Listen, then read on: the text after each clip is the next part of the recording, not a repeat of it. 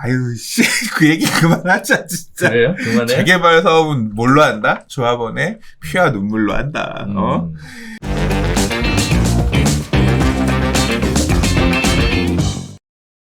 자, 두 번째 이야기 가겠습니다.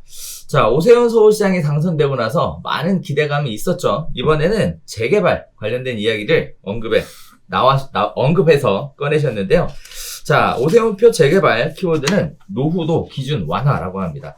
자, 주거정비 지수제 개편에 대해서 시사를 하셨는데요. 신축 빌라가 난립해서 정비구역의 추가 지정이 어려운 부분들로 인해 정비 사업을 진행할 수 없는 부분들을 좀 가능할 수 있는 방법을 찾아보겠다. 뭐 이런 식의 이야기들이 나오고 있습니다. 재개발 활성화 대책의 키워드를 노후도라고 보고 있는 건데요. 자, 일단 흐름은 그렇습니다. 자, 오세훈 서울시장의 재개발 규제 완화책인데요. 핵심 규제 완화 대상으로 주거정비 지수제, 즉 재개발 정비구역 지정 여부를 결정하는 기준을 손을 보겠다고 합니다. 자, 이러한 주거정비 지수제는 2015년 고 박원순 시장님께서 지정을 하셨었는데요. 자, 재개발 정비구역 지정되려면 30년 이상 된 건물이 전체의 3분의 2 이상이어야 하고 노후 건축물 연면적이 60%를 넘어야 하고 소유자 3분의 2 이상이나 토지 면적 2분의 1 이상의 주민 동의를 거쳐야 합니다. 이 중에 연면적 노후도가 가장 까다로운 요건으로 지정되어 왔었는데요. 자, 박원순 서울시장이 도시재생 사업으로 추진하게 되면서 재개발 정비구역이 지금 해제가 엄청나게 많이 됐습니다. 총 111군데가 해제가 됐는데요. 물론 박 시장이 있을 때만 해제가 된 것은 아니에요. 자, 노후도 기준이 완화가, 문제는요, 참, 2011년 박 시장 취임 이후에 잇따라 정비구역 해제된 지역들이 신축 분라가 활발하게 들어서게 되면서 노후도 기준을 충족시키기가 어려워졌다라는 겁니다.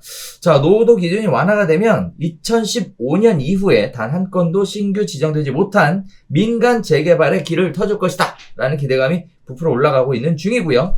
111곳에 달하는 재개발 정비구역 해제 지역들의 재지정 가능성까지 염두되고 있는 상황입니다. 자, 성북구, 성북 5구역이 대표적인 사례인데요. 자, 2011년 박 전 시장이 재개발 정비구역에서 직권 해제한 이 구역은요, 앞서 1차 공공재개발에 신청했지만 노후도 요건을 충족하지 못해서 탈락했습니다. 30년이 넘은 노후 건물수는 84%에 달하지만 연면적 노후도 조건이 44%밖에 안 됐기 때문에 그 원인인데요. 은평구 가련 2구역, 영등포 대림 3구역, 종로구 승인 1구역도 같은 이유 때문에 공공재개발 추진이 반려가 됐습니다.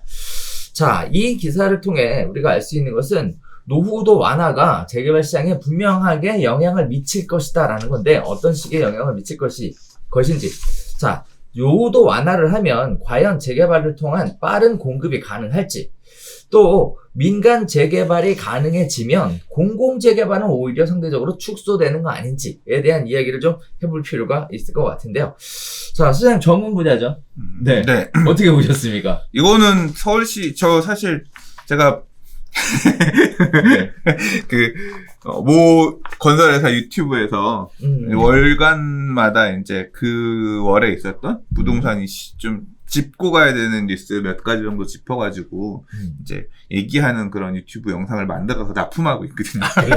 그래서 이제 사실 엊그저께 이제 이번 달에 나왔던 부동산 뉴스를 쭉 이렇게 봤어요. 근데 그러면서 이제 이 내용도 봤는데 이게 이제 공식적으로 픽스가 되면 그때 이제 얘기를 좀 해야지 싶어서 봤는데 아직 픽스가 안 됐어. 그래서 이제 조금 얘기하기에는 주저주저 할 만한 그런 얘기들이에요. 그러니까 이 재건축은 지금 뭐 안전진단 부분을 국토부에서 꽉 막아놔서 그렇죠. 못 가고 있고 재개발 쪽이라도 민간 재개발 활성화하기 위해서 지금 사업이 좀 빠르게 진행되기 그러니까 시작하기 힘들게 대못이 박혀있는 부분. 그렇죠. 이게 이제 주거지수 정비제라고 하는 이게 2015년에 도입이 됐는데, 그걸 포함한 현재 이제 재개발 사업을 시작할 수 있게끔 하는, 이제 그 규제라기보다는 이 정도 요건이 되어야 할 수 있다. 이걸 정해놓은 부분인데, 주거지수 정비제 폐지 부분에 대한 얘기는 원래 언급이 있었던 거고요. 그리고 자체적으로도 서울시의회에서도 이 부분에 대해서 신규 지정이 안 된다는 얘기 문제가 있다. 그렇죠. 자체적으로 좀 바꾸려고 하는 움직임이 작년 말부터 있었던 걸로 알고 있어요. 근데 그래서 이제 그런 부분은 뭐 사실 좀 필요하다고 생각해요. 저는 주거지수 정비제라고 하는 것 자체가 보면서도 좀 말이 안 되는 부분이. 그러니까 앞으로 이렇게 할 겁니다. 그러니까 그 2015년에 발표할 때 뭐라 그랬냐면 살고 있는 세입자들한테도 설문을 받아서 이게 뭐 정성적인 맞아. 이런 것들 평가해가지고 그 다음에 그런 걸 종합적으로 고려해서 재개발 정비구역 지정을 하겠습니다. 이런 거여서 이걸 어떻게 하겠다는 거야. 사실 그 당시에도 그렇게 봤고 지금 6년이 지났는데 결과적으로는 새로 추진된 사례가 거의 없으니까 거의 없다는 얘기는 아예 없는 건 아니고 작년 재작년 들어서 뭐 이제 구역 지정까지는 안 갔지만 재개하고 있는 곳들이 있죠. 그래서 뭐 준비. 서울형 무슨 사업 뭐 이래가지고 지금 이제 뭐 몇 군데 한 두어 군데 정도 하고 있는데 아무튼 이 내용 바뀐 내용에 따라서 본격적으로 추진되는 데 없단 말이에요. 근데 이 내용은 이 주거지수 정비제라는 거를 그러니까 이 재개발 사업이 무조건 되는 게 아니라 이 갖춰야 되는 항목들이 있어요. 그러니까 기반 시설이라고 하는 것도 열악해야 되고 집도 되게 많이 낡아 있어야 되고 이게 두 개가 더해진 데다가 주민들이 하고 싶은 열의도 있어야 되고요. 그러니까 동의 요건도 있고 그 이외에다가 그걸 총점으로 점수를 매겨서 주거지수 정비제까지 했던 거거든요. 맞아요. 그러니까 요 정비제를 걷어낸다는 얘기는 나머지는 그 이전 시절로 돌아간다는 얘기거죠. 근데 그럼 그 이전에는 그 허들이 없냐? 아니에요. 그 이전에 나머지만 가지고도 사실 재개발 정비구역 지정이 쉽지 않았어요. 옛날부터도. 맞아요. 그럼 이거는 충족할 수 있냐? 근데 여기에서 되게 중요한 게 뭐냐면 얼마나 열악하느냐를 보는 기준이 4개가 있는데 이 기준에 대한 부분도 있고 사실은 더 큰 게 집이 낡았다예요. 그러니까 노후불량 건축물의 비중이 되게 중요한데 자 이제 여기서 지금 기사에서 얘기하고 있는 거는 노후도 기준을 완화하겠다라고 했는데 서울시장 맘대로 노후도 기준을 완화할 수 있냐? 서울시에서 완화할 수 있는 퍼센트가 있어요. 근데 그건 되게 제한적입니다. 그러니까 그러니까 얘기가 지금 막 계속 이렇게 해서 왔는데 정리를 하자면 이게 도시 및 주거환경 정비법이라고 하는 법에서 시행령으로 내려놓고 시행령에서 이런 곳에 할 수 있고 다만 일부는 조례로서 완화하거나 강화할 수 있다. 해놓은 게 있어요. 그게 뭐냐면 10%예요. 그러니까 노후불량 건축물이 3분의 2 이상 되는 지역이어야 돼요. 그러니까 66.7%가 픽스고요. 10% 강화하면 72% 정도가 채워져야 되는 거고 완화하면 60% 정도가 되는 거죠. 그러니까 그 기준이 이미 있고 이걸 바꾸려면 뭘 바꿔야 되냐면 서울시 힘으로 안 되고 어디 힘이 있어야 돼요? 위에서 예. 그러니까 법이 바뀌거나 아니면 시행령이니까 국무회의 그쪽에서 바뀌어야 되는 거란 말이에요. 그러니까 정부에서 바꿔줘야지 이건 노후도 완화가 되는 거지 서울시에서 완화할 수 있는 거는 되게 제한적이라는 거예요. 시장이 열심히 노력해서 조례를 바꿔가지고 조례 좀 바꿔주세요. 넣어서 바꾼다고 하더라도 바꿀 수 있는 거는 되게 미미한 거죠. 기사에서 얘기하고 있는 사례들을 보면 노후 건물 연면적 60% 뭐 이렇게 60%면 이미 그것도 지금 완화가 되어 있네요. 보니까 지금 근데 지금 이게 뭐 40몇 % 이렇게 된다는 얘기는 제가 생각할 때는 서울시 힘만으로는 바뀌기 힘든 부분이 아닌가. 이거는 법률적인 문제고 엔지니어들이 검토해야 되는 거니까 제가 틀릴 수도 있어요. 그래서 다만 그런 부분을 포함해서 말씀드리는 거예요. 그래서 이 얘기하는 것처럼 이 부분을 서울시가 힘써서 건드린다고 하더라도 정부가 나서서 이런 부분에 대해서 공감하고 상위 법령을 손봐주지 않으면 서울시 힘만으로는 이렇게 생각했던 것처럼 지금 막혀있던 곳들이 쉽게 가지는 못하는 그런 상황이 생길 수도 있을 것 같아요. 왜냐하면 지금 기사 사례에서 보면 30년이 넘은 노후 건물 수는 84%에 달하지만 연면적 노후도의 조건이 44%라고 했는데 이걸 갖다가 이렇게 낮춰주는 부분은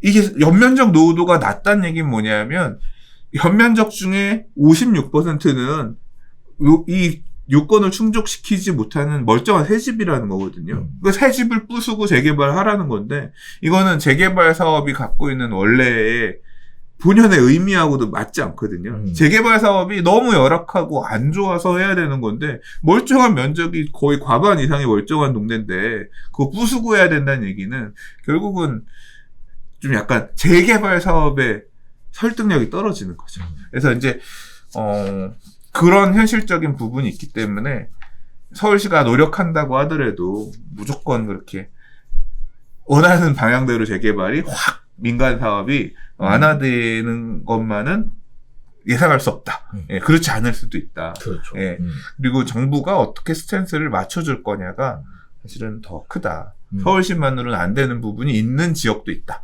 되는 지역도 있고 안 되는 지역도 있고. 그러니까 구역구역을 봐야죠. 예. 자, 주거정비 지수제가 박원순 시장님께서 도입하셨던 제도니까 뭐 아무래도 오세훈 서울시장 입장에서 이 주거정비 지수제 자체를 없애는 것까지는 할 수 있을 것 같으나 실질적으로 그 상위법 그리고 시행령에 대한 개정이 없이는 이거 자체를 없애는 것만으로 노후도 완화를 진행해서 재개발 사업을 진행하기는 어렵다라는 말씀이 네, 우리 강 소장님이 요약해 주신 내용이 아닐까 싶습니다. 제가 길게 얘기했는데 짧네요. 자, 네. 그렇죠. 네. 자, 노후도가 완화가 돼서 재개발 사업을 하면 빠른 공급이 가능할 것이다. 이렇게 예상하시는 분들도 있는데 이건 쉽지 않죠. 아유, 씨, 그 얘기 그만하자, 진짜. 그래요? 그만해? 재개발 사업은 뭘로 한다? 조합원의 피와 눈물로 한다. 오래 걸립니다. 이제 첫발 내딛는 거고요.